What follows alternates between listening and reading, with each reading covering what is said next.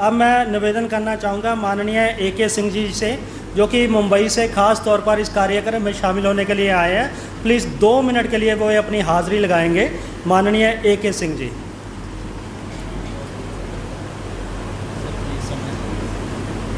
सभी लोगों को नवोदय जय भीम। वैसे भी मैं ज़्यादा 1-2 मिनट ही लेता हूँ, क्योंकि हमने घर में क्या किया है हम इसी पे बताते हैं। लोगों को क्या करना चाहिए उस पर हम बात ही नहीं करते हैं। अभी जब मैं पहले तो ये है कि कल मैं मुंबई से आया। आने का कारण ये था कि दिल्ली यूनिवर्सिटी में हमारी वाइफ जो है अपनी जो वीरांगनाएँ हैं उन पे प्ले करती है। रमाबाई है, सावित्री बाई है, जीजाबाई है, आपका मणिबेन है, यशोधरा है, इन पे सारे नाट्य मंचन चलते हैं।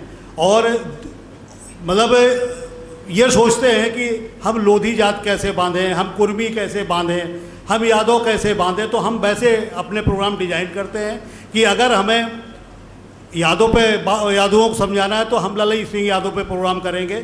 उनकी मदर का नाम है मूला, उन पे लिखा है मैंने। अभी अक्टूबर में प्रोग्राम करूंगा, क्योंकि जब यादवों की महापुरुष होगी, उनकी महान महिला होगी, तो वो आएंगे।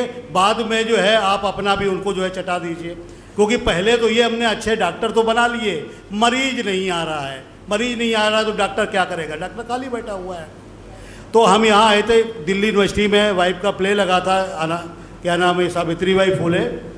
और जितने आप महापुरुष जानते होंगे उनके जो वंशज हैं उनसे हमारे सीधे संबंध हैं। कोई भी प्रोग्राम उनके घर में जाके मैं तय करता हूँ। सबके गांव में जाता हूँ, कोई गांव बाकी नहीं है। और कल एक हम लोगों ने लाड बुद्धा बैंक की नींव डाली गाजियाबाद में, कुछ लोगों को पता होगा। उसकी जो है मेंबरशिप की भी मीटिंग ही वो भी हुई।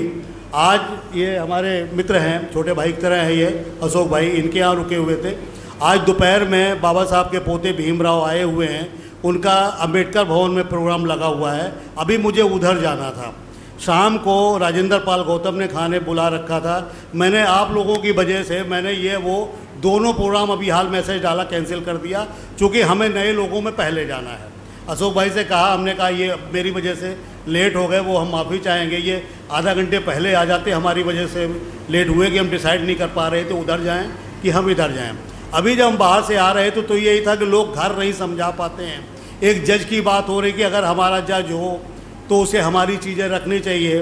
भाई पहले तो ये है कि घर को हम अपना बता दें कि हम बाबा साहब से प्रभावित हैं। बाबा साहब क्या थे? बाबा साहब वर्ल्ड लेवल के बैरिस्टर थे और हमने वो काम नहीं किया। हम डॉक्टर, इंजीनियर, IAS बनाने में लग गए, 3-3 पीढ़ी बना डाले। अभी भी हम नौकरी से मुक्त नहीं हो पा रहे हैं, मोह नहीं छोड़ पा रहे हैं। तो पहला तो ये है कि हम लोग अपने बच्चों को बैरिस्टर बनाएं। और आपसे इसलिए कह रहा हूँ कि हमने अपने घर में ये लागू कर दिया है। 2 बच्चे, एक बेटा है, एक बेटी है। 14 साल की एज में उसको बाबा साहब की राइटिंग एंड स्पीचेस ला के दे दिया था। मैंने कहा बेटा इसको पढ़ो। 14 साल की उम्र में वॉल्यूम 1, वॉल्यूम 2, वॉल्यूम 3 उसने नोट्स बना के ख़त्म कर दिया। इसके बाद पूछा अब क्या बनना है, क्योंकि बाबा साहब अगर ICS अधिकारी बन जाते तो हम लोग कहाँ होते, अगर वो जज बन गए होते तो हम लोग कहाँ होते। वो इनमें से कुछ भी नहीं बने, वो बैरिस्टर बने। और हमने अपने बच्चे बैरिस्टर ही नहीं बनाए, सक्षम होते हुए। जो लोग सक्षम हैं उनके लिए मैं कोई शर्त नहीं बता रहा हूँ। जो सक्षम है हर तरीके से, जिनके पास कार बंगला सब कुछ है, 3-3 पीढ़ी आरक्षण ले चुके हैं, बच्चों को भेज सकते हैं। होता क्या है, जो हमारे टॉपर बच्चे हो जाते हैं, हम खुश होते हैं कि 99% लाया है, उसको हम नौकर बनाना चाहते हैं। वो बच्चा समाज में आना ही नहीं चाहता है। समाज में कौन सा बच्चा आता है जिसको हम गाली देते हैं, अरे उसके बच्चे 40% आए, 50% आए। अरे वही बच्चा सड़क पे लड़के आपको बचाए हुए हैं, वरना VIP कल मार दिए जाएंगे। जो बच्चों को हम कम काबिल समझते हैं उसी की वजह से हम लोग जिंदा हैं। सड़क पे वही लड़ता है। मेरे बेटे का फिर 16 साल की एज में मतलब JEE IIT में हुआ, NDA पायलट में हुआ। एक एग्ज़ाम होती है कॉमन लॉ एडमिशन टेस्ट, उसमें इंडिया में 6 पोजीशन थी। तो उसको मैंने कहा बेटा कहाँ जाना है? बोले बाबा साहब बैरिस्टर थे तो बैरिस्टर बनूंगा।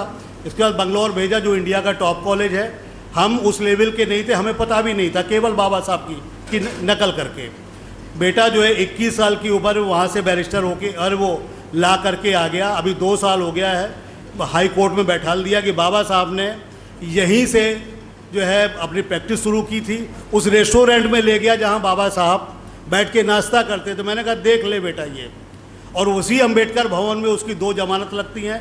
जमानत करवाई कि बाबा साहब का असर रहे, और दोनों बच्चों के दिमाग से गाड़ी बंगला सब कुछ निकाल दिया कि बेटा इनके चक्कर में रहोगे समाज भूल जाओ। पहली बात तो योग्य बनना है, क्योंकि अगर आप योग्य हैं तो समाज आपके लिए कार बंगला मकान सब कुछ लिए है। भाई मैं आता हूँ, हमारे छोटे भाई की तरह हैं, गाड़ी देते हैं, बंगला देते हैं, सब कुछ, हमें कोई दिक्कत नहीं है कि हम अपना बनाएं सारा कुछ ऐसे कर। बेटी भी अभी इस समय नेशनल लॉ यूनिवर्सिटी में है, उसका भी वही है, वही साहित्य चल रहा है पूरा का पूरा। दोनों बच्चों का प्रण है कि कोलंबिया से ही LLM करवाएंगे, जिससे बाबा साहब के मूवमेंट को आगे बढ़ा सके।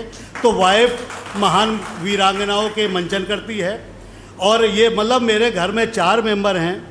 अगर मैं मर जाऊंगा तो मिशन चलेगा, मैं और वाइफ भी ख़त्म हो जाएंगे तो बाबा साहब का मिशन चलेगा, 4 में से 3 ख़त्म हो जाएंगे तो भी बाबा साहब का मिशन चलेगा। घर से मेरे मिशन बंद नहीं होगा, दुनिया बंद कर दे हम अकेले चलाएंगे। मतलब हमारी जो पुश्तैनी प्रॉपर्टी थी आधी ख़त्म हो चुकी है, लेकिन कोई गम नहीं है, हम किराए के मकान में मरेंगे लेकिन बाबा साहब का मूवमेंट बंद नहीं होने देंगे। दूसरा, जैसे जज वाली बात हो रही थी, मेन चीज़ ये लोग नौकर हैं, IAS हैं, IPS हैं, जज हैं, ये सरकारी तनख्वाहें लेते हैं। आप उन पे क्यों भरोसा करते हैं? तो मेन चीज़ ये कि बच्चे अपने बैरिस्टर बनाइए, आपको कोई कमी नहीं रहेगी किसी भी तरह की। अभी हमारे उड़ीसा वाले भाई बैठे थे तो हमने इनसे कहा कि हमारे इसमें नंबर डालिए आपने। इन्होंने नंबर डाला, मैंने कहा देखो तुम्हारा नंबर मेरे पास में है। मतलब मैं इतना बड़ा नेटवर्कर हूँ कि अगर पूरे दुनिया में बाबा साहब पे कोई आदमी अगर जो है काम कर रहा है तो मेरे पास ये मोबाइल है, उसका नंबर मेरे मोबाइल में होगा। अगर वो मिशनरी है, कोई भी आदमी यहाँ बैठ के चेक कर सकता है। अगर वो किसी भी ग्रुप से जुड़ा होगा तो मोबाइल में नंबर होगा। दूसरा, अभी मैंने क्या किया है अपने यूपी में, जैसे ये मंच पे लोग बैठे हुए हैं, थोड़ा तब्दीली की है। हमने कहा कि एक मंच पे अगर 10 लोग बैठे होंगे तो एक जाति के 2 से ज़्यादा नहीं होंगे, हर जाति का अलग अलग होगा। आगे के लाइन में मैं केवल लेडीज बैठाता हूँ, कितना बड़ा VIP हो मैं सेकंड लाइन में ले जाता हूँ। अशोक भाई बैठे हुए हैं, देख रहे हैं। इसी बात के साथ नमो बुद्धाय, जय भीम।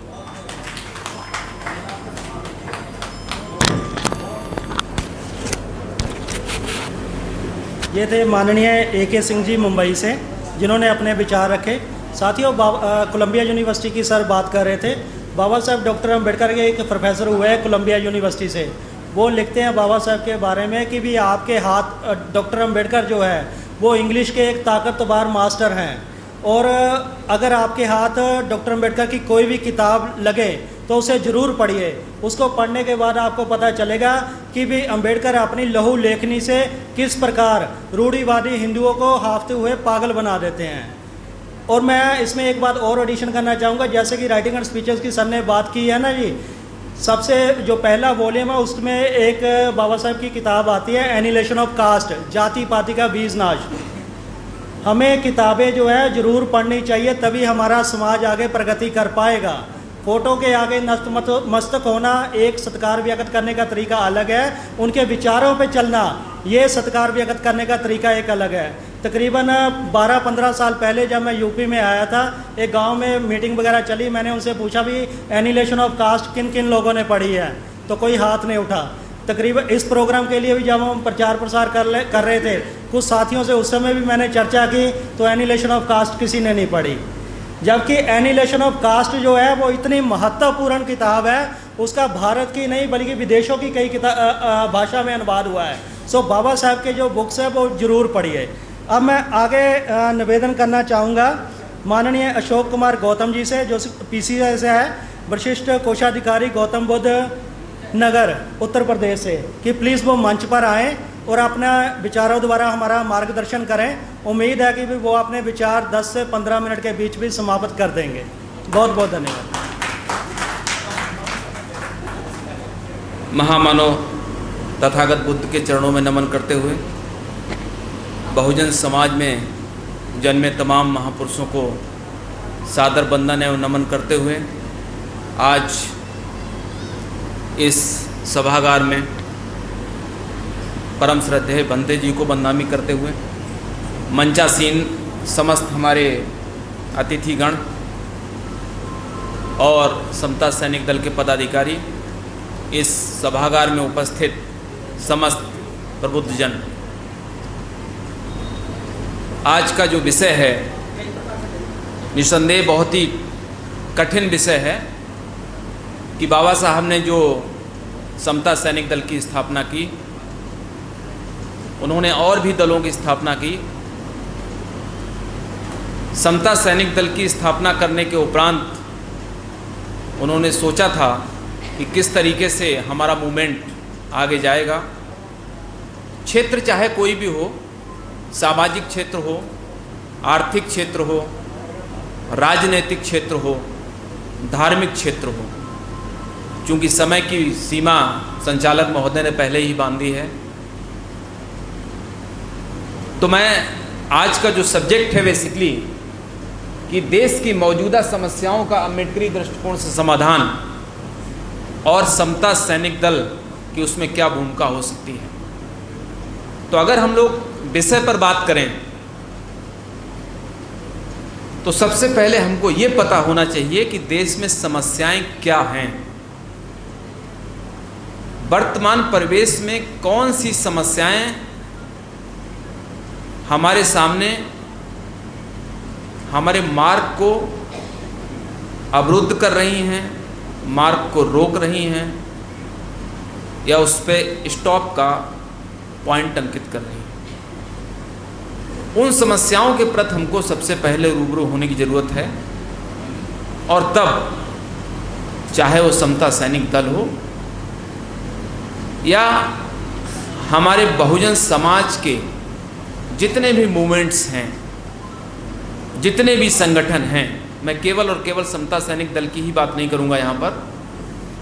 अकेला समता सैनिक दल या अकेला कोई संगठन कोई कार्य नहीं कर सकता। हम सबको मिलके उन समस्याओं के प्रति जागरूक होने की आवश्यकता है। अपनी चंद लाइनों के माध्यम से हरीश जी बहुत जोरदार एक संदेश देते हैं। वह संदेश हमारा तभी फलीभूत होगा जब हमें वास्तव में ये पता हो कि अभी बात हुई एनहिलेशन ऑफ कास्ट की। जाति को बाबा साहब ने एक दैत्य के रूप में स्वीकार किया है। बाबा साहब ने कहा है कि जब तक जाति रूपी दैत्य हमारे सामने खड़ा रहेगा, हमारा देश भारत राष्ट्र नहीं बन सकता। मैंने जानबूझ के देश और राष्ट्र दो शब्दों का उपयोग किया है। देश और राष्ट्र का कॉन्सेप्ट, राज्य और राष्ट्र का कॉन्सेप्ट बहुत डिफरेंट है। राष्ट्र हम उसे कहते हैं जिसमें जिनके नागरिकों में एक राष्ट्रीयता की भावना हो, वहाँ पर समानता का स्वावलंबन हो, समानता की बात प्रत्येक पद पर दृष्टिगोचर हो। लेकिन क्या हम समान हैं? क्या आज बाबा साहब का वह लेख जो कि एक समारोह में भाषण के रूप में तैयार किया गया था, जब उस संगठन ने बाबा साहब के उस लेख को संशोधित करने के लिए निवेदन किया और बाबा साहब तैयार नहीं हुए, अंततः वह लेख एक भाषण के रूप में प्रकाशित हुआ और आज न केवल भारतवर्ष में बल्कि संपूर्ण विश्व में वह एक किताब, भाषण, बहुत ज़्यादा बड़ा ग्रंथ भी नहीं है, लेकिन सबसे ज़्यादा चर्चित व्याख्यान के रूप में आता है। उस व्याख्यान में, उस भाषण में समूची सामाजिक व्यवस्था, और न केवल समूची सामाजिक व्यवस्था बल्कि आर्थिक, राजनीतिक और धार्मिक व्यवस्था भी समाहित होती है। हरीश जी ने अभी जैसे कहा कि जब हमको प्रेरणा मिलती है तो प्रेरणा मिलने के बाद मानवर साहब का जो दृष्टिकोण था, उसके बाद हमारे सिद्धांत तय होते हैं और वही सिद्धांत अंततः जाकर नीतियों में परिवर्तित होते हैं और वो नीतियां ही किसी शासक की बनती हैं और उसी से राष्ट्र संचालित होते हैं। वह नीतियां हमको प्रख्यापित करने की आवश्यकता है और वो होगी कैसे? वो चाहे समता सैनिक दल के स्वावलंबन में हो चाहे समता सैनिक दल के सिपाही जो हमारे यहाँ पर मंचासीन हैं, जो बैठे हुए हैं, और जो भी प्रबुद्ध जन यहाँ पर हैं, उन सब के सामूहिक कार्यों से होगी। बाबा साहब को मात्र एक संविधान का शिल्पकार, और जैसे अभी चर्चा हुई कि कुछ लोग आज भी ये मानने को तैयार नहीं कि बाबा साहब ने संविधान लिखा है। चलो बहुत छोटा सा बिंदु है बाबा साहब को संविधान को लेकर जो संशय उत्पन्न होता है, लेकिन बाबा साहब का दृष्टिकोण तो इतना व्यापक है, इतना व्यापक है कि उसको शब्दों में समेटा जाना ही मुश्किल है। इस ब्रह्मांड का, मैं केवल संसार, राष्ट्र और इसकी राज्य की परिकल्पना की बात नहीं करता, इस ब्रह्मांड का, ब्रह्मांड मतलब यूनिवर्स, जिसमें हमारी सारी गैलेक्सीज भी समाहित हैं, उसका भी अगर हमें व्याख्यान करना हो तो हम देखेंगे सामाजिक, आर्थिक, वैज्ञानिक, राजनीतिक, दार्शनिक, इवन ज्योतिष। बहुत लोगों को पता नहीं होगा कि बाबा साहब का ज्योतिष में बहुत प्रगाढ़ वो था, कमांड था। उन्होंने ज्योतिष को मैथमेटिकल रूप में अपनाया और मैथमेटिकल तरीके से उन्होंने इस सिद्ध करने का प्रयास किया, क्योंकि अगर अतीत में जाएंगे, चूंकि समय कम है, बोलने को बहुत ज़्यादा रहता है। जब असित ऋषि की भविष्यवाणी होती है सिद्धार्थ के बारे में, मैं लिंक कर रहा हूँ वहाँ से, और वो कहते हैं कि यह बालक तो इतनी इतनी कलाओं से युक्त है और ये या तो चक्रवर्ती सम्राट बनेगा या फिर एक भिक्षु बनेगा। तो क्या था वो? कैलकुलेटिकल ज्योतिष जो था वो मैथमेटिकल था। बाबा साहब ने उसको लिंकअप किया है। बाबा साहब ने जब बुद्ध के धम्म को अपनाया है तो उस धम्म को अपनाने से पहले न जाने कितने धम्मों का, न जाने कितने धर्मों का, न जाने कितने राष्ट्रों में प्रचलित व्यवस्थाओं का बहुत ही बारीकी से अध्ययन किया है, और तब जाके उन्होंने बुद्ध के धम्म को अपनाया। भी कर सकता है, उसका विकास भी कर सकता है, उसके कल्याण के बारे में सोच भी सकता है। तो हमको केवल और केवल नौकरी के बारे में नहीं सोचना है। सामाजिक समस्याओं में सबसे बड़ी समस्या बाबा साहब के समय में भी थी, जो कि जाति प्रथा के समय में थी, और आज भी वो जाति प्रथा उसी रूप में, बल्कि मैं कहूँ आज बौद्धिक जातिवाद, तब था शारीरिक जातिवाद, तो मुझे छू नहीं लेना, हम अपवित्र हो जाएंगे, कहीं छाया पड़ गई तो पंडित ने धुलवा दिया। लेकिन आज वो जो जातिवाद है वो बौद्धिक जातिवाद में कन्वर्ट हो चुका है, इसलिए हमको ज़्यादा सतर्क रहने की जरूरत है। अर्थ के क्षेत्र में हमको सरकारी नौकरियों के पीछे केवल नहीं भागना है, अपने छोटे छोटे बिजनेस करने हैं। मूल हमारी जो समस्याओं का अंत होगा, छोटे छोटे कारोबार करें, हम अपने बच्चों को स्वावलंबी बनाएं, क्योंकि आने वाला जो समय है वो किसी भी तरीके से केवल सरकारी क्षेत्र का समय नहीं है। आप और हम सभी जान रहे हैं। मैं केवल 10 साल की बात नहीं करूंगा, मैं पिछले और भी पुराने समय से 25 साल की बात कर रहा हूं कि धीरे धीरे से एक तरीके से, जिस तरीके से दीमक होती है, दीमक तो संपूर्ण फर्नीचर को या जहाँ भी लगती है उसको खाती है, लेकिन भारतीय सभ्यता की जो दीमक है वो एक वर्ग विशेष को खाती है। इसलिए उस वर्ग विशेष को सावधान रहने की ज़रूरत है, क्योंकि यहाँ पर दीमक की प्रजाति और प्रवृत्ति और उसकी सोच भी डिफरेंट टाइप की है, इसलिए हमें उस डिफरेंट सोच को ध्यान में रखना है। सामाजिक व्यवस्था के बाद आर्थिक व्यवस्था का भी जो दृष्टिकोण आता है, आर्थिक क्षेत्र में बाबा साहब ने बहुत सारे कार्य किए, चाहे वो हीराकुंड परियोजना की बात रही हो, चाहे वो प्रॉब्लम ऑफ रूपी की बात रही हो, चाहे रिजर्व बैंक ऑफ इंडिया की स्थापना की बात रही हो, कोई भी रहा हो मैटर, सब में बाबा साहब का अमूल्य योगदान रहा है। बाबा साहब ने स्पष्ट कहा है कि केवल और केवल सामाजिकता के भरोसे, आर्थिकता के भरोसे हम अगर ये सोचें कि राजनीति में हमको जाने की जरूरत नहीं है, बाबा साहब ने कहा है कि राजनीति में हमारे प्रबुद्ध लोगों का प्रवेश न लेने से एक अयोग्य व्यक्ति सामने आ जाता है। अतः हमें अपने बच्चों को और स्वयं को, अगर हमको लगता है कि हमारे अंदर लीडरशिप की क्वालिटी है, तो हमको उस क्षेत्र में भी जाके निश्चित रूप से प्रयास करना चाहिए, क्योंकि राजनीतिक सत्ता ही वह एक मास्टर की है, जो मानवर साहब ने कहा है, वह बाबा साहब ने भी कहा है, जिससे हम अपने राष्ट्र की तकदीर और तस्वीर बदल सकते हैं, क्योंकि वहीं से नीतियां प्रख्यापित होती हैं और वही नीतियां आगे चल के हमारा उद्देश्य और सभ्यता और संस्कृत के रूप में परिणत हो जाती हैं। फोर्थ जो हमारा है वो है धार्मिकता के बारे में। आज धार्मिकता भी खतरे में है। समस्याओं की हम बात कर रहे हैं, हम टॉपिक से भटक नहीं रहे हैं, टॉपिक पर ही हैं। धार्मिकता का भी जो है आज हमारे बीच में, हमारे बौद्धिक जो लोग अनुयायी हैं, हमारे यहाँ पर भंते जी बैठे हुए हैं, हमारा जो बुद्ध का धम्म है वो संसार का सबसे अच्छा धम्म है।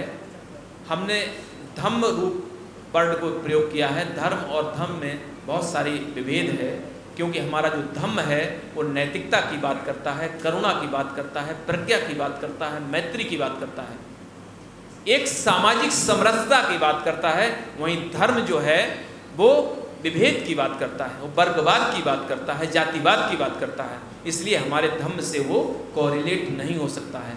लेकिन हमारे धम्म में इन धर्म वालों ने अपने नुमाइंदे डाल दिए हैं, नुमाइंदों को लगा दिया है कि जाके बुद्धिज्म में जाओ और उनके साथ मिलके उनके धर्म को दूषित करने का वही कार्य करो। और ये आज से नहीं है, ये जब तथागत स्वयं जीवित थे तब भी ये प्रयास हुआ था और आज भी ये प्रयास है। क्योंकि यहाँ पर सारे के सारे बौद्धिक लोग बैठे हुए हैं, मनीषी लोग बैठे हुए हैं, इसलिए बहुत ज़्यादा क्लियर और खुल के कहने की ज़रूरत नहीं है। लेकिन आप सबको पता है कि ये हमारे धर्म में चल रहा है। इसलिए हमको चाहिए कि हम बुद्ध के धम्म को सही रूप में प्रसारित और प्रचारित करें। करुणा, मैत्री, प्रज्ञा को किस तरीके से हमें प्रसारित करना है, किस तरीके से हमको पंचशील का अनुपालन करना है, किस तरीके से पारमिताओं की बात करनी है और किस तरीके से बुद्ध के धम्म को प्रचारित प्रसारित करना है, ये हमें सोचना पड़ेगा। इन जब समस्याओं पर हम आ जाएंगे उसके बाद हम देखेंगे इन समस्याओं पर पहुंचने के लिए जो बाबा साहब के 3 सूत्र वाक्य हैं, वो 3 सूत्र वाक्यों पर सबसे पहले हमको चिंतन और मनन करना होगा। पहला कि शिक्षित करो और संगठित करो और संघर्ष करो। शिक्षित करो, ना केवल बनो बल्कि शिक्षित करो। पहले स्वयं शिक्षा को ग्रहण करो, देन अपने समाज में, सोसाइटी में जहाँ जो बच्चे पढ़ने लायक नहीं हैं उनको अगर समय मिले तो 10 मिनट का समय है, आपके पास आधे घंटे का समय है। हमारे साथी हरीश जी बैठे हैं, भीम ज्ञान चर्चा मिशन के माध्यम से न केवल जनपद गौतम बुद्ध नगर में बल्कि जब से मैं 4 साल से यहाँ पर 4.5 साल से हूँ, मैं देखता हूँ उत्तर प्रदेश के तमाम जिलों में ये भीम ज्ञान चर्चा के मिशन के माध्यम से बाबा साहब की एक क्रांति शिक्षित करो का जिस तरीके से प्रसार और प्रचार कर रहे हैं वो अपने कार्य में अद्वितीय है। साधुवाद है इनके कार्य की। फिर हम संगठन पर आते हैं। जब हम शिक्षित हो जाएंगे तो हम संगठित रह के और अपने उद्देश्य के लिए संघर्ष कर पाएंगे। और यही मूल मंत्र बाबा साहब ने समता सैनिक दल की जब स्थापना की थी तब भी बनाया था। वही इनका संविधान है और वही इनका आधार है। उसी आधार पर अगर हम चलेंगे तो वर्तमान परिवेश में जो भी हमारी समस्याएं हैं हम उन समस्याओं से निजात पा पाएंगे।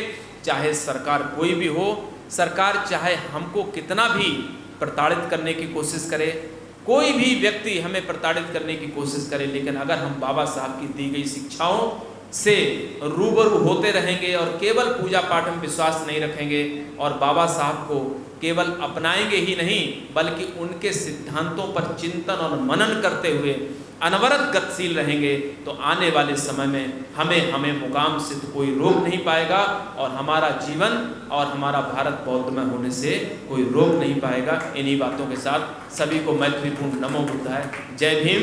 आज मुझे यहाँ बोलने के लिए समता सैनिक दल में जो अवसर दिया गया उसके लिए आपको कोटि कोटि साधुवाद, आभार। जय भीम, जय भारत। बहुत बहुत धन्यवाद सर। ये थे माननीय अशोक कुमार गौतम जी, जिन्होंने जो उनको समा दिया गया था उसी में बहुत महत्वपूर्ण विचार अपने रखे। हम आभारी हैं इनके। साथियों, मैंने तकरीबन मुझे 22 साल हो गए हैं अम्बेडकर मिशन में कार्य करते हुए। मैंने बहुत कम देखे हैं जो हमारे IAS IPS जो होते हैं मिशन में एक्टिव होते हैं, बहुत कम है, चुनिंदा लोग ही होते हैं।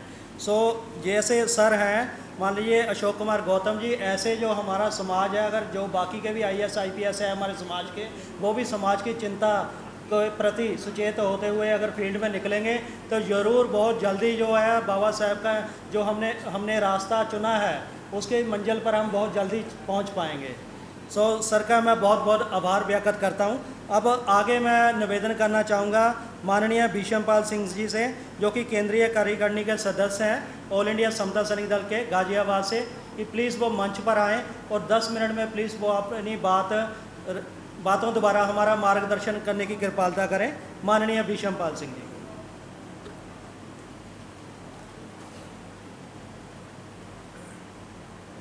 आप लोग सभी आए, आगंतुक बहन और भाइयों, पूज्य भंते जी और मेरे मंच पर बैठे सभी अतिथिगण, आप लोगों को तहे दिल से मैं जय भीम नमो बुद्धाय।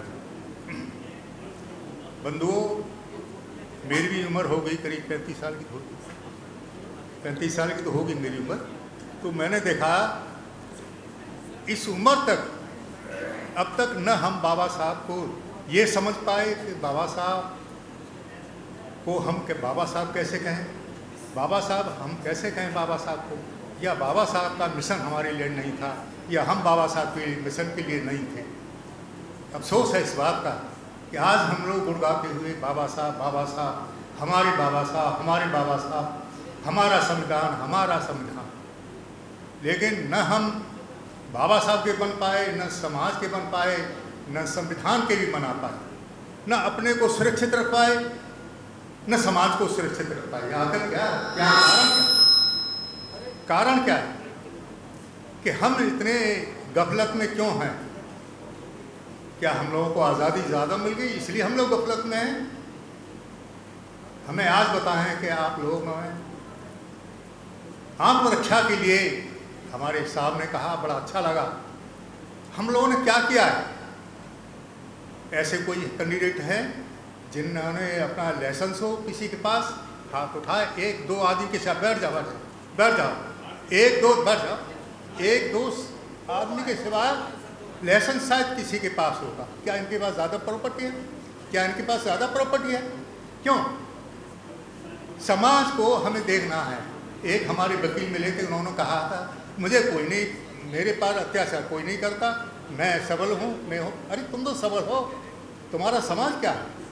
तो सब अपने लिए सक्षम, अपने लिए समझे सक्षम है, लेकिन मेरी बहन घर में बैठी है, ज़बरदस्ती आप उठा के ले जाएंगे तो नालत है हमें भाई बनने की या बाप बनने की या हमारे रिश्तेदार बनने की, कि मेरी बहन को साथ उठा के ले जा रहा है।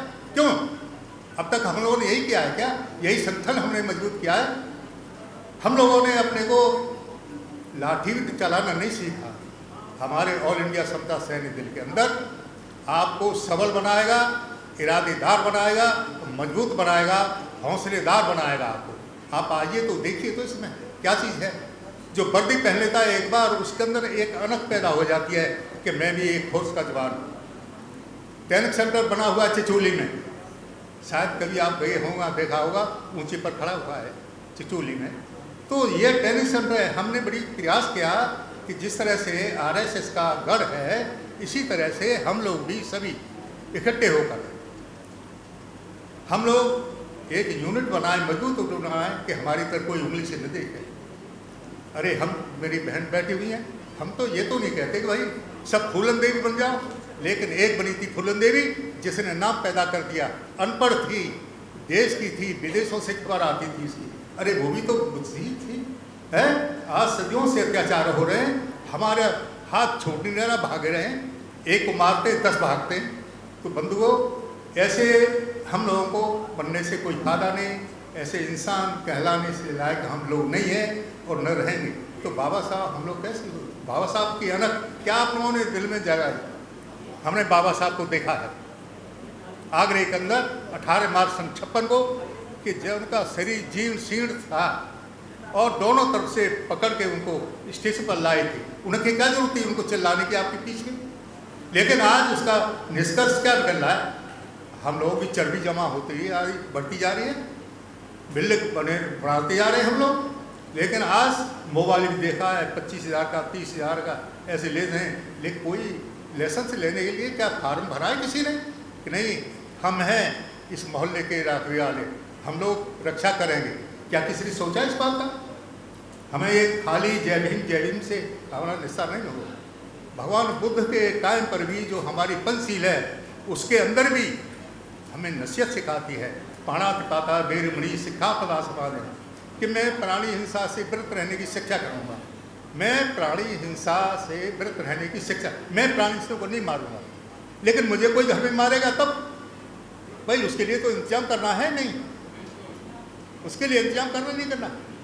तो हमें सबल बनना है अपने लिए।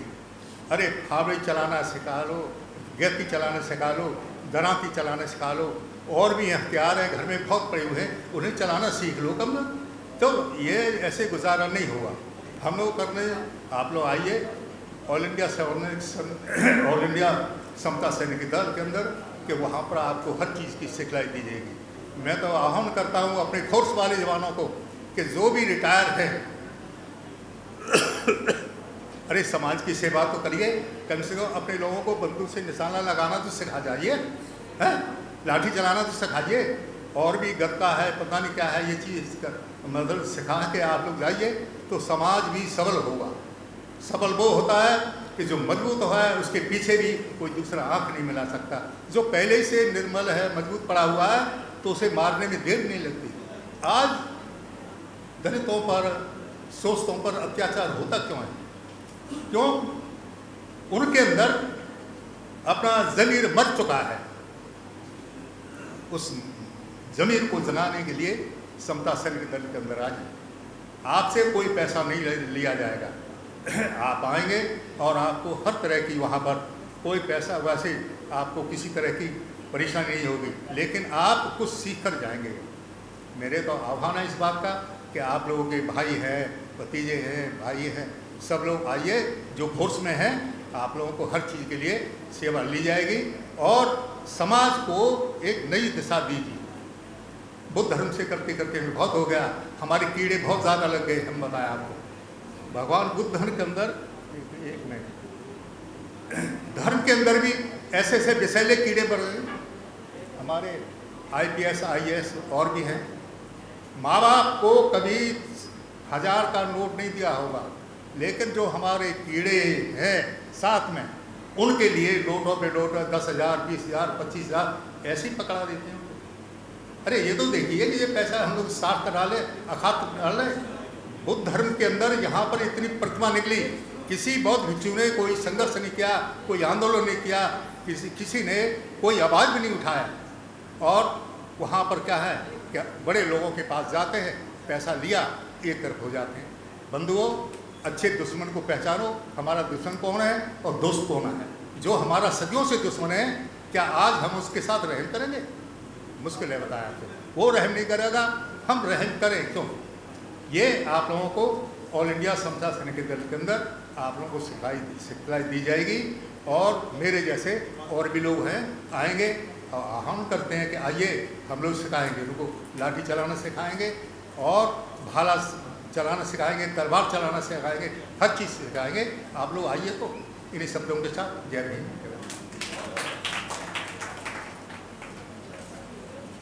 बहुत बहुत धन्यवाद जी, बहुत बहुत धन्यवाद जी। साथियों, अब प्रोग्राम जो है वो समाप्ति की तरफ जा रहा है।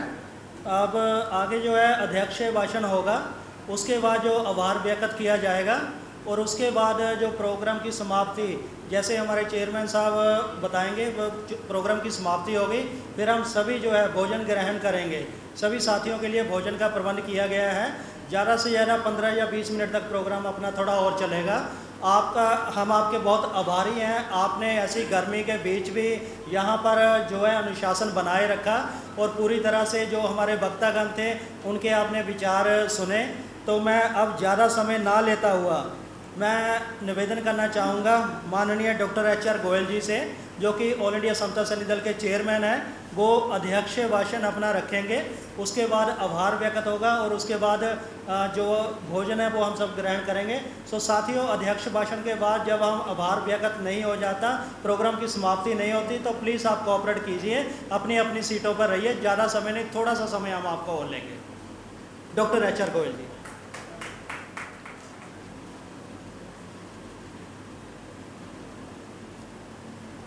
भगवान बुद्ध और बाबा साहब अम्बेडकर को नमन करते हुए सम्मानित मंच, उपस्थित अम्बेडकरियन साथियों, भाइयों और बहनों, आप सभी को मेरा सादर जय भीम।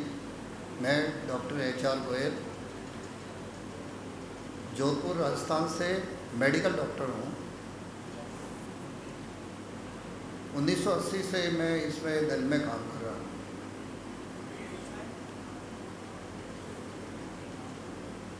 हमारे जो ट्रस्टी मेंबर थे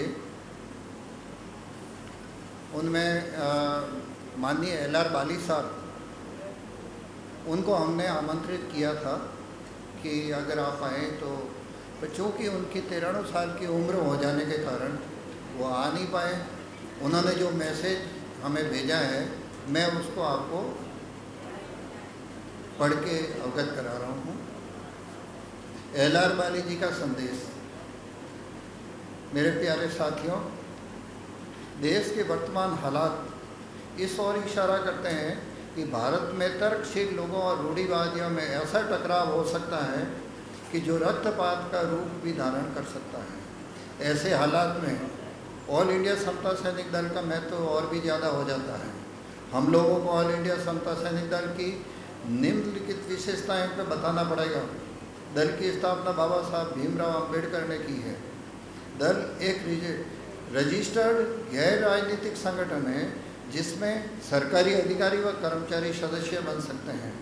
दल का केंद्रीय कार्यालय नागपुर, महाराष्ट्र में पिछले 40 वर्षों से ज़्यादा समय से कार्यरत है।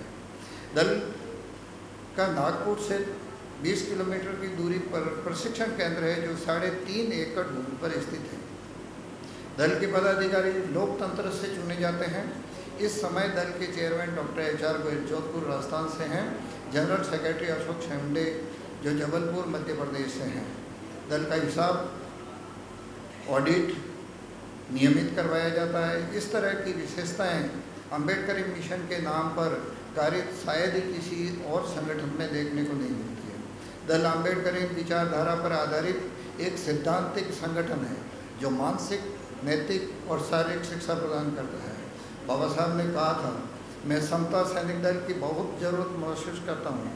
इसे न सिर्फ बनाए रखना है बल्कि इसको हर प्रांत में पहुँचना चाहिए और जब तक दलित वर्ग का हर एक नौजवान इसका सदस्य नहीं बन जाता तब तक इसका विस्तार जारी रखना चाहिए।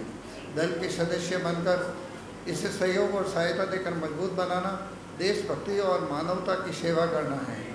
मेरी आयु 92 वर्ष पूरी हो चुकी है, इसलिए स्वयं तो आपके बीच में नहीं आ सकता, किंतु मेरे दिलो दिमाग में आपके साथ है। मेरी ओर से आपको बहुत सारी शुभकामनाएं। आपका शुभेच्छु है, LR बाली, ऑल इंडिया समता सैनिक दल।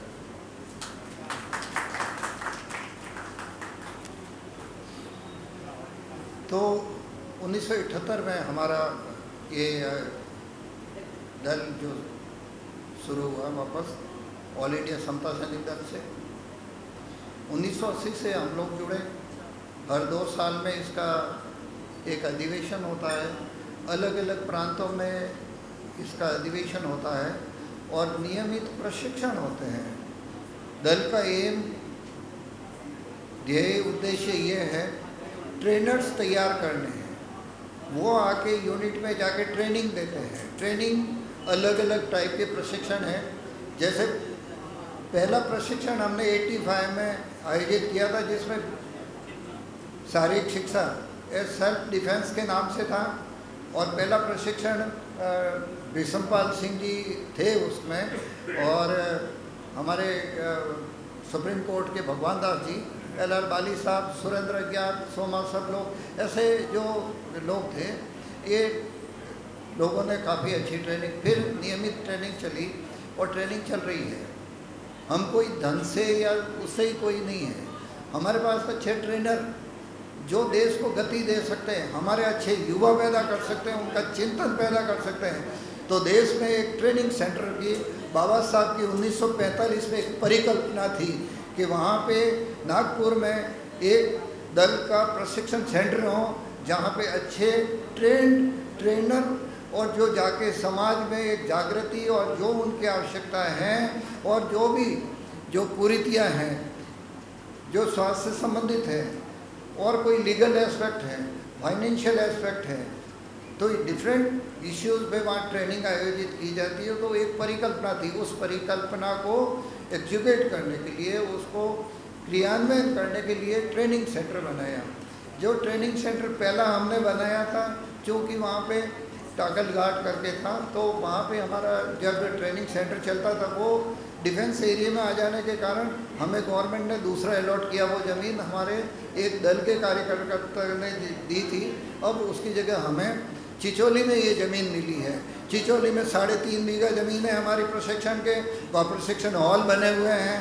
वहाँ प्रशिक्षण का एक बड़े से वो आप शांति बन जाएंगे चिचौली में, जो गवर्नमेंट ऑफ इंडिया का, और कितना सारा वहाँ पे म्यूजियम वगैरह जो बाबा साहब के ओरिजिनल जो दस्तावेज है, बुक्स है, उनके जो भी, तो वो वहाँ डिस्प्ले किए हुए हैं। उसके बाद में मेडिटेशन सेंटर है, बुद्ध विहार है बहुत बड़ा, पर वो 11-11.5 एकड़ ज़मीन में है। हमारा 3.5 एकड़ ज़मीन के अंदर हमने ट्रेनिंग सेंटर बनाया हुआ है। वहाँ सदाबहार प्लांटेशन किया हुआ है, गार्डन लगाए हुए हैं, ताकि वहाँ लोग जो रहते हैं, हमारे लिए जो ट्रेनर जाएंगे उनके लिए ट्रेनिंग लेने आने के लिए उनके लिए सारी सुविधाएं की हुई है।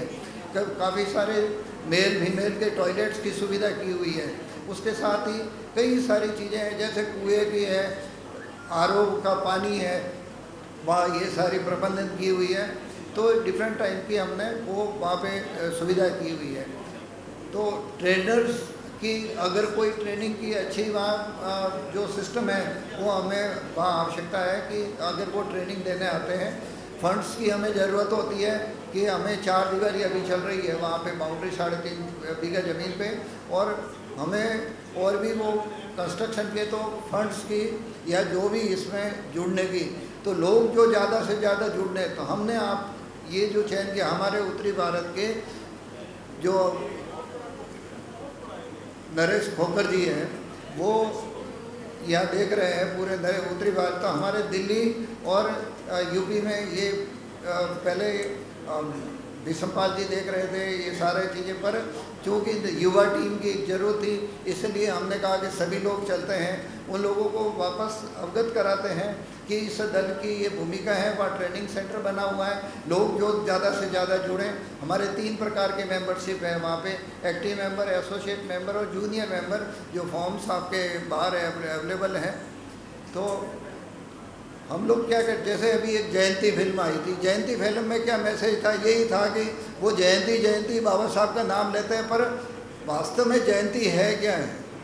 तो उन्होंने ये सिखाया है कि जयंती, और जो ही उन्होंने बाबा साहब को पढ़ा और पढ़ते ही उनको ध्यान पड़ा कि हम इतने आगे बढ़ सकते हैं। तो आवश्यकता है कि बाबा साहब के जो मैसेज है कि जो और जो समाज है, वीकली मीटिंग है, वीकली चर्चा है, हम धम्म चर्चा है, और जो सोशल जो लिटिगेशन है, लीगल एस्पेक्ट है, हम चर्चा कर सकते हैं, पर हम किस दिशा में जा रहे हैं। इसलिए ट्रेनर हमें अच्छे तैयार करने पड़ेंगे जो जानकार है इस फील्ड में, क्योंकि सभी अभी ये थोड़ा सा पढ़ते ही ये मानते हैं कि हमें ज्ञान हो गया।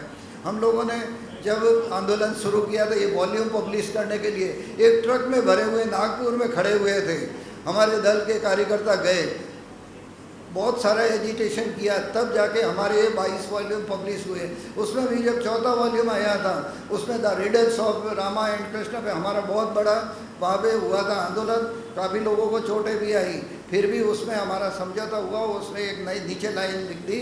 तो ये सारे 22 वॉल्यूम है। आप 11 वॉल्यूम देखे बुद्धा और धम्मा कोई अलग से वो उसी का पार्ट है। 22वां वॉल्यूम हिंदी में बुद्धा और धम्मा का, और ये 40 वॉल्यूम हिंदी में आ गए, 17 वॉल्यूम पब्लिश हुए हैं। पिछले साल 22 वॉल्यूम ये पब्लिश हो गए। फिर एक अलग सीरीज चल रही है सोर्स मटेरियल, तो सोर्स मटेरियल में अलग अलग वॉल्यूम पब्लिश हुए। हमने डिमांड की कि इनकी भी हिंदी ट्रांसलेशन है। अब भी पिछले महीने जनता का 2nd और 3rd वॉल्यूम आया है। 2021 में जनता का 1st वॉल्यूम आया था। बहिष्कृत हमने गवर्नमेंट को वापस यही है ना, महाराष्ट्र गवर्नमेंट से ये पब्लिश हुए, हमने हिंदी ट्रांसलेशन, इंग्लिश ट्रांसलेशन के रिक्वेस्ट की है। तो हिंदी के ट्रांसलेशन तो फाउंडेशन पे दिल्ली से हो रहे हैं, पर हमारे जो ये सोर्स मटेरियल के अभी तक नहीं हुए हैं। हाँ, दल की हिट रही है कि लोगों तक ये भी सारी चीज़ें पिछले जुलाई महीने में और इससे पहले जो बहिष्कृत भारत और ये जनता के वॉल्यूम्स आए, इनके भी ट्रांसलेशन हुए हैं। तो ये सारी चीज़ें चल रही है। दल हमेशा संविधान की जो चीज़ों को कैसे लागू करना है, ऐसे लोगों को बार बार उनको रिक्वेस्ट करते हैं महिलाओं के साथ, ये महिलाओं के लिए, ये हमारे शोषण के लिए, ये बच्चों के लिए, ये बूढ़ों के लिए, तो ऐसी जागृति हो, उनमें जागरूक और ट्रेनर्स पैदा करके वो फील्ड में जाते हैं, तो वो एक जागृति।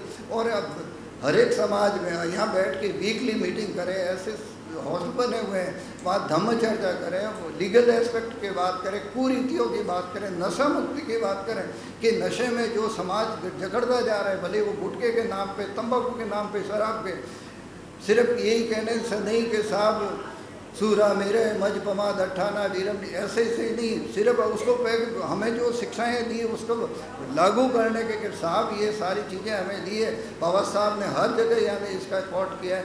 तो नशे से मुक्ति बात करने से नहीं, उसकी चर्चा, वीकली चर्चा, उसकी यानी बात करनी पड़ेगी। तो ये सारी चीज़ें आप सभी से निवेदन है कि दल में सहयोग करें। जो इसके फॉर्म चाहते हैं तो अवेलेबल है, पर एक व्यक्ति से कुछ नहीं हो सकता है, एक यूनिट से। ये वहाँ पे रेगुलर नियमित एक्टिविटी है, नियमित एक्टिविटी से ये। तो आप लोगों से निवेदन है कि ज़्यादा से ज़्यादा लोग जो जुड़ें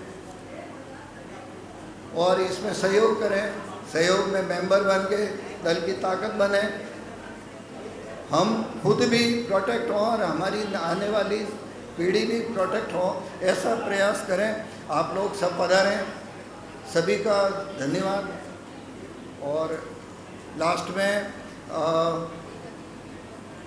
हम जब यहाँ से आ रहे थे दिल्ली से कुछ लोग मिले थे यूपी के, 2 दिन में यहाँ ठहरा, तो उन्होंने कहा कि भाई यहाँ पे कुछ आगे की एक्टिविटी के लिए हमें यहाँ पे तो अग्रिम आदेश तक कुछ लोगों को मनोनीत किया है। तो कल बैठे थे और बातचीत चर्चा हुई, विश्वपाल जी और सारे, तो चर्चा में ये आया कि 6 महीने के लिए ऑल इंडिया समता सैनिक दल के लिए दिल्ली और एनसीआर जो एनआरसी एरिया है, तो इस एरिया जो यूपी और इसके लिए कुछ सदस्यों को जो कोऑर्डिनेटर समन्वय का काम करेंगे, उनके नाम इस प्रकार मनोनीत किए गए हैं। शाहजहाँपुर के लिए मिस्टर रणजीत, गौतम बुद्ध नगर के लिए राहुल, और ये एक बॉडी जो स्टेट बॉडी है जो, तो ये जो प्रदेश की एक बॉडी होगी, तो मिस्टर रंजीत को तो प्रदेश सचिव के रूप में काम करेंगे, जो ये बॉडी को होगी राज्य स्तर की उत्तर प्रदेश की। तो मिस्टर रंजीत शाहजहाँपुर के हैं, प्रदेश सचिव कहलाएंगे। राहुल गौतम नगर के कोषाध्यक्ष, शुभम जो गोरखपुर से हैं वो लीगल एडवाइज़र होंगे, जो ये लॉ फैकल्टी से हैं। यशु बलिया से हैं, पूर्वी उत्तर प्रदेश के सचिव होंगे। टिकल सहायक सदस्य के रूप में, योगेश पश्चिमी उत्तर प्रदेश सचिव के रूप में, हेमंत अध्यक्ष होंगे जो प्रदेश अध्यक्ष का काम करेंगे मिस्टर हेमंत, और धर्मेंद्र इनके सहायक सदस्य होंगे। सुखदेव जैन सदस्य होंगे। सहायक सदस्य श्रीमती नीतू सिंह अलीगढ़ से सहायक सदस्य होगी। विनीत कोषाध्यक्ष होंगे। विश्वपाल जी वरिष्ठ सलाहकार जो हमारे 1978 से जो जुड़े हुए 80 से, और अभी उनके एज करीब 81-82, तो वो सलाहकार के रूप में गाजियाबाद के हैं। सारंग सहायक सदस्य, ललित स्वामी पवन सदस्य और मीर सिंह हरित सलाहकार। ये 6 महीने के लिए मनोनीत किए, और जो ही आप बॉडी बन जाएगी यहाँ और फॉरम आ जाएंगे, इनको बिठा के जैसे विधिवत हमारे जो रीजनल लेवल की एक अधिवेशन होता है, जो स्टेट लेवल का अधिवेशन होता है, सेंट्रल लेवल के हर 2 साल का अधिवेशन होता है, उस अधिवेशन के अंदर हम लोग इसका चयन करते हैं। तो ये चयन प्रक्रिया है। तो आप सभी पधारे, हमारी बात सुनी और जो सहयोग दिया, भले वो वित्तीय सहयोग, मानसिक सहयोग, हमें जो भी वक्ता के रूप में जो सहयोग दिया, आप सभी का पुनः धन्यवाद। जय हिंद।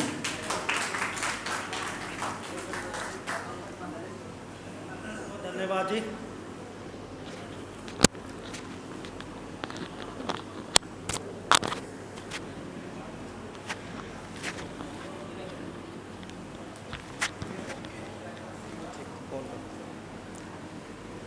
साथियों, आपने ये कार्यक्रम अटेंड किया, हम आपके आभारी हैं। इससे पहले अभी आभार व्यक्त किया जाएगा माननीय नरेश खोखर जी जो हैं वो आपके सामने अपने विचार रखेंगे।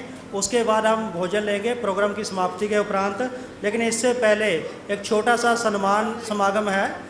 जो हमारे मुख्य अतिथि मुख्य वक्तागण आए हैं उनको बाबा साहेब डॉक्टर अम्बेडकर के से संबंधित जो विचारिक साहित्य है वो देके दल की तरफ से सम्मानित किया जाएगा।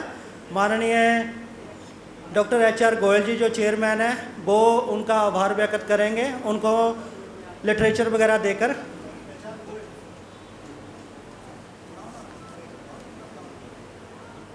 डॉक्टर HR गोयल जी द्वारा LR वाली जी द्वारा लिखी हुई किताब डॉक्टर अम्बेडकर जीवन और मिशन माननीय मीना सिंह जी को भेंट की जा रही है। सो जोरदार तालियों के साथ हम उनका स्वागत करते हैं। माननीय राम बाबू सिंह जी गुरु जी,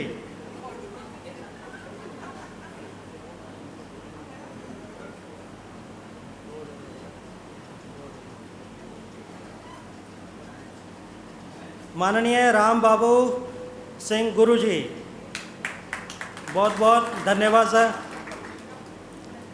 माननीय मीर सिंह हरि जी, माननीय मीर सिंह हरि जी,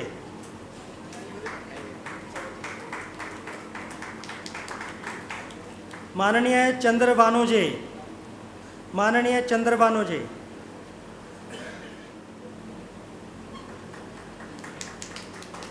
माननीय अशोक कुमार गौतम जी,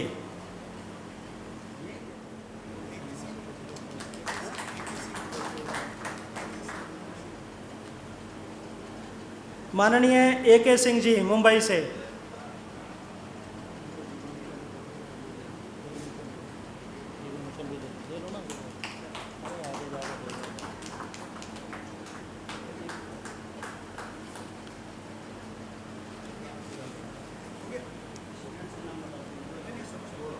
इस कार्यक्रम को सफल बनाने के लिए हमारे कुछ छात्रावास के छात्र हैं जिन्होंने इस कार्यक्रम को सफल बनाने के लिए अपना विशेष योगदान दिया। मिस्टर राहुल कुमार जी वो यहाँ पर आ जाएं, mister Vineet Kumar, mister Shubham Kumar, mister Tinkal Sagar. उसके बाद हैं मिस्टर यशु गौतम और मिस्टर सारंगराज जी, श्री हेमंत कुमार बौद्ध जी। मैं उनसे निवेदन करता हूँ कृपया करके यहाँ आ जाएं।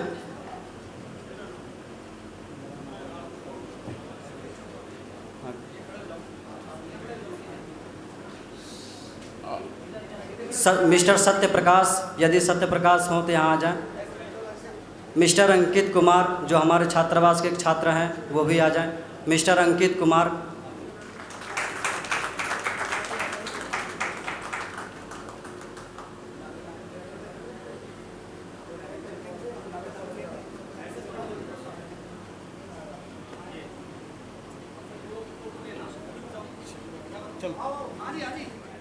मिस्टर अरुण और नितिन कुमार, कृपया वो हो तो आ जाएं।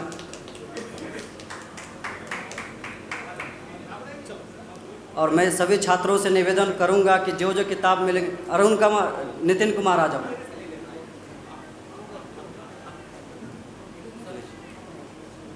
सभी छात्र बाबा साहब के लिटरेचर को पढ़ें और उनके मिशन मूवमेंट, उनकी विचारधारा को समझें और हम छपनावश इस कार्यक्रम को आगे बढ़ाने की कृपा। आ जाओ।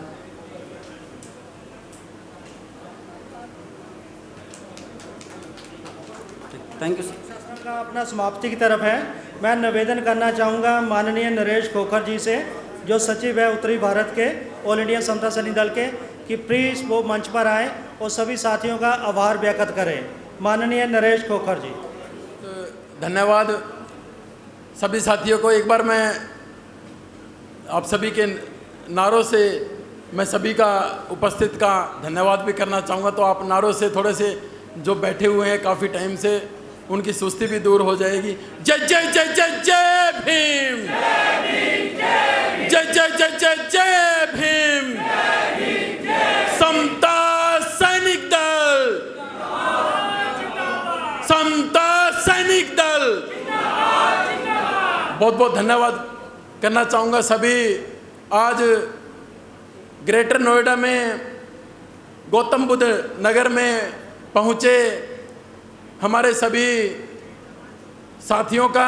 जैसा कि वीरेंद्र बोध जी बोल रहे थे कि सभी साथी बैठे रहें, लेकिन मैं कहना चाहूँगा कि प्रकृति ने हमारा साथ दिया है। जो साथी किसी कारणवश जाना भी चाहते थे लेकिन बारिश के कारण वो अंदर आ गए, बाहर खड़े थे, तो प्रकृति का भी बहुत हमारे को हेल्प मिली है। तो मैं, जैसा कि आज का जो विषय था हमारा, देश की मौजूदा समस्याओं का अम्बेडकरी दृष्टिकोण से समाधान और ऑल इंडिया समता सैनिक दल रजिस्टर्ड की भूमिका, तो साथियों इस विषय को लेकर आज जो ये 1 दिवसीय सेमिनार का आयोजन हुआ, इसमें जो कार्यक्रम की अध्यक्षता की मान्यवर डॉक्टर HR गोयल जी, जो कि राष्ट्रीय अध्यक्ष हैं ऑल इंडिया समता सैनिक दल रजिस्टर्ड के, राजस्थान से हमारे बीच में पहुँचे, मैं बहुत बहुत स्वागत करता हूँ, धन्यवाद करता हूँ।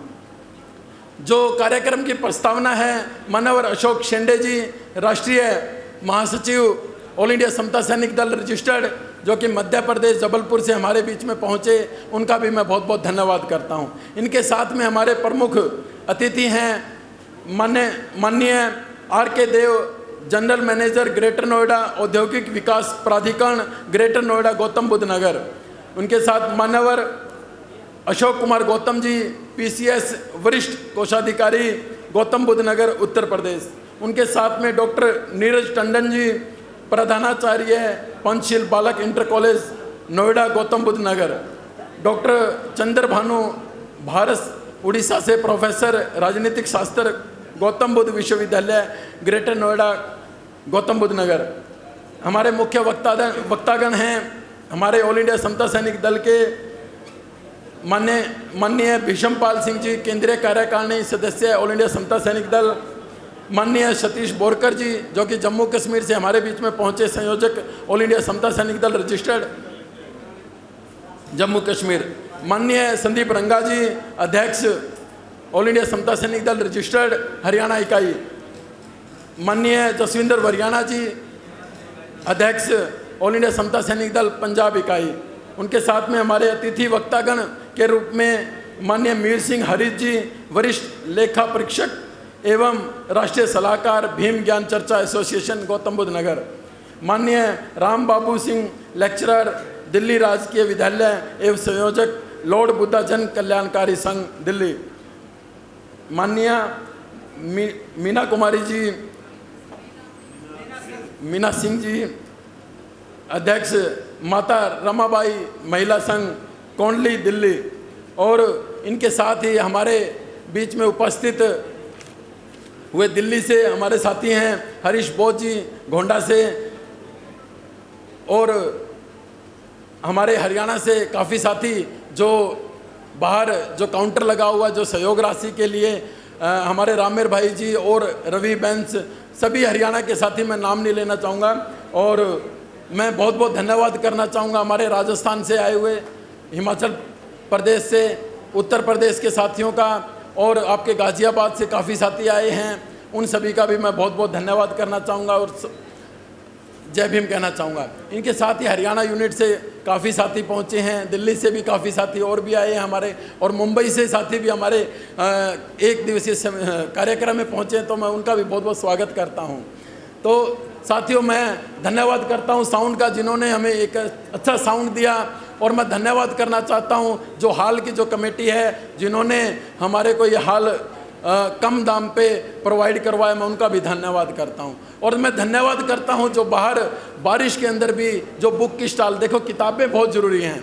जैसा कि हमने बताया कि अगर हम अम्बेडकरी दृष्टिकोण से अगर हम समाधान चाहते हैं, इस देश की परिस्थिति को हम देख चुके हैं कैसी है, तो किताबों के बिना हमारा हल नहीं हो सकता।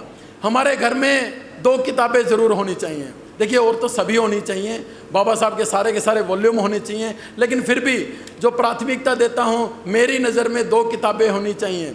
एक भारतीय संविधान जिससे देश चलता है, और एक बाबा साहब का लिखा हुआ बुद्धा एंड हिज धम्मा, बुद्ध और उनका धम्म, जिससे हमारे अंदर जो समानता, समता, भाईचारा जो सिखाने के लिए 2 किताब हमारे लिए हमारे घर में होनी चाहिए। तो और तीसरा अगर मैं कहूँ तो ऑल इंडिया समता सैनिक दल रजिस्टर्ड से आप लोग जुड़िए, और आप कहीं भी कार्य कर रहे हो, किसी भी आपके जो गांव स्तर पे हो, तहसील स्तर पे हो, जिला स्तर पे हो, आप कोई भी सामाजिक कार्य कर रहे हो, बाबा साहब और तथागत बुद्ध के विचारों पर चलने वाले हो, आप ऑल इंडिया समता सैनिक दल से जुड़िए। और हमारे ऑल इंडिया समता सैनिक दल से और भी साथी हमारे बीच में पहुंचे थे, मैं उनका भी मैं एक बार बहुत बहुत धन्यवाद करना चाहूँगा।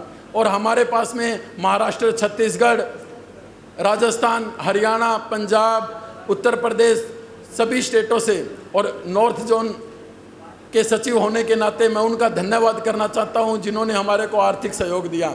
आप सभी भी इस संगठन को आर्थिक सहयोग कर सकते हैं, आप इसके सदस्य बन सकते हैं। बाहर हमारा डोनेशन काउंटर लगा हुआ है, वहीं पे सदस्यता फार्म है, आप सदस्यता फार्म भरकर ऑल इंडिया समता सैनिक दल रजिस्टर्ड से जुड़ सकते हैं।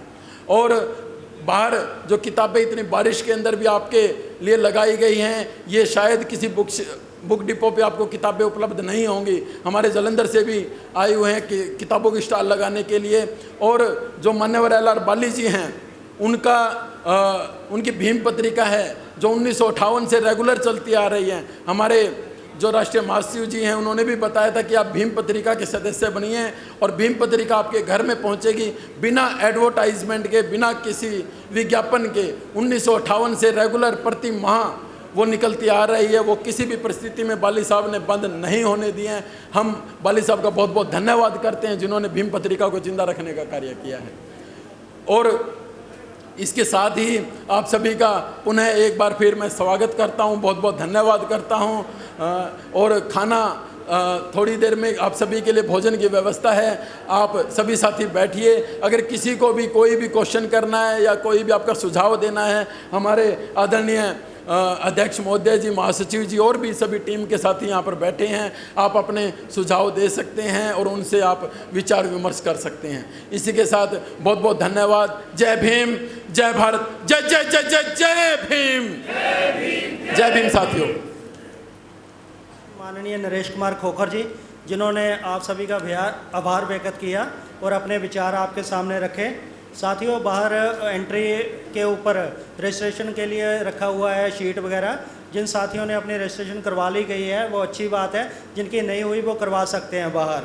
और इसके अलावा मैं कहना चाहूँगा कि हमारे जैसे पंजाब से साथी आए हुए हैं जसविंदर बरियाना जी, उनके एक बात मैं आपके सामने शेयर करना चाहूँगा उनके पिताजी की। उनके पिताजी बोधराज अम्बेडकर ही, बाबा साहब अम्बेडकर के काफ़ी प्रशंसक रहे हैं। और आप ये जानिए कि भी उनकी एक चाय की दुकान होती थी, चाय की दुकान, लेकिन बाबा साहब के प्रति इतना सत्कार व्यक्त था, इतनी भावना थी कि वो प्रतिरोज़ अपनी मेहनत की कमाई में से 1 रुपया अलग से रखते थे, प्रतिरोज़ 1 रुपया अलग से रखते थे। और जब 14 अप्रैल होती थी उस दिन 365 रुपये अम्बेडकर भवन जलंधर पे अम्बेडकर मिशन सोसाइटी को देते थे। तो उनका जो है ना ये सहयोग, मान लीजिए बेशक हम कह सकते हैं भी 1 रुपया वो रखते थे, लेकिन आप उनकी भावना जानिए कि एक चाय की दुकान चलाते थे, इसके बावजूद वो प्रतिरोज़ 1 रुपया रखने में कभी भूल नहीं करते थे। और वही आगे जो परंपरा है उन्होंने अपने बच्चों को भी दी। श्री जसविंदर बरियाना जी जो कि अध्यक्ष हैं हमारे पंजाब यूनिट के, वो उनकी परंपरा को आगे चलाते हुए हर 14 अप्रैल को 365 रुपये अम्बेडकर मिशन सोसाइटी को तो देते ही देते हैं, ऑल इंडिया समता सैनिक दल को भी देते हैं। सो मैं चाहूँगा कि उनके लिए एक बार ज़ोरदार तालियां हो जाएं, क्योंकि सहयोग जो होता है ये किसी भी संगठन को चलाने के लिए बहुत महत्वपूर्ण रोल रखता है। आप में से जिन भी साथियों ने सहयोग दिया हम उनके आभारी हैं। अगर कोई भी साथी इस कार्यक्रम के लिए या आगे जो एक्टिविटीज़ है उसके लिए कोई माली सहयोग देना चाहते हैं तो बाहर काउंटर लगा है, वहाँ पे दे सकते हैं। और एक मैं आभार व्यक्त करना चाहूँगा माननीय जेपी साहब का, ज्योति प्रकाश जी, जो कि यहाँ प्रोग्राम की कवरेज कर रहे हैं, जलंधर से आए हुए हैं, पंजाब से हमारे मिशनरी साथी हैं, बुद्धिस्ट हैं। और इनका यह है कि अगर मान लीजिए कभी बहुत प्रोफेशनल हैं, अगर किसी प्रोग्राम की कवरेज के लिए ले जाएं तो हज़ारों रुपया लेते हैं, लेकिन हम इनका आभार व्यक्त करते हैं कि ये दल से नामात्र सहयोग से ही संतुष्ट रहते हैं और अपनी सेवाएं देने के लिए तैयार रहते हैं। और इसी प्रकार से जो अपने संगठन के जो यूनिट थे पंजाब, हरियाणा, राजस्थान, महाराष्ट्र, जिन भी साथियों ने व्यक्तिगत तौर पर सहयोग दिया उन सभी का मैं आभार व्यक्त करता हूँ। हमारे यहाँ हरियाणा से जो है, हरियाणा से संदीप रंगा जी बैठे हुए हैं, जो इस प्रोग्राम के लिए सबसे ज़्यादा सहयोग जो था वो हरियाणा से ही आया, और सबसे ज़्यादा यहाँ पे आने के लिए परेशानी हमारे संदीप रंगा जी को ही हुई है। रात को चले थे तो काफ़ी दिक्कत हुई, थोड़ा बहुत गाड़ी का हमने खैर प्रबंध किया था, लेकिन ट्रेन वगैरह बीच में लेट हो गई। इनसे हम क्षमा चाहते हैं और आशा करते हैं कि सभी साथियों का सहयोग जो है इसी प्रकार से बरकरार रहेगा। छोटी मोटी जो मुसीबतें हैं, दिक्कतें हैं, वो आती रहती हैं। यहाँ पर जो साथी दूर से आए हैं, पंजाब से आए, J&K से आए, हरियाणा से आए, महाराष्ट्र MP से आए हैं, हो सकता है रास्ते में कुछ दिक्कतें आई हों, लेकिन ये स्वाभाविक सी बात है। यहाँ पर यूपी में फ़िलहाल अपना इतना संपर्क नहीं था, लेकिन इसके बावजूद भी रंजीत, हेमंत और धरिंदर, जब बाकी जो सारी टीम वगैरह है यहाँ पे, हरीश साहब जैसे जो मार्गदर्शक हैं, जब बाकी और भी साथी हैं, एक एक का मैं नाम लेने जाऊँ तो बहुत लंबा समय लगता है। आप सभी ने जो सहयोग दिया है, यहाँ पर इकट्ठे हुए, हम सभी आपका आभार व्यक्त करते हैं और आशा करते हैं कि आप दल को आगे बढ़ाने के लिए आगे भी इसी प्रकार से सहयोग करते रहेंगे।